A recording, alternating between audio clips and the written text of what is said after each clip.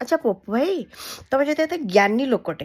तुम ज्ञानी लोक तुम हिसाब से कारण तुम सजेस्ट कर जड़े माँ को से पुओ मरीगला से कांदा कथा कि विष खाया कथा कि हसवा कथा कि आउ कौन करा कथा तुम से कहीं सजेस्ट कलनी माँ तुम पुओ को देह बहुत खराब तथापि से मानुना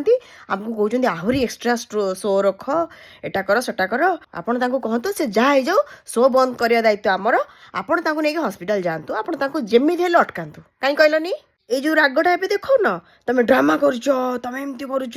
कहीं कौच तुम स्वार्थ पर आज आसला तुम्हें चाहूल सी बाटर चलीगले सी मरीगले माँ भी कांदी कांदी कांदी कांदी सब भूली जातु आम टपिक आउ न उठे आम फ्यूचर आ बर्बाद न करूँ आमको सस्पेन्स न आणतु से भी कही पार माँ तुम ड्रामा करुच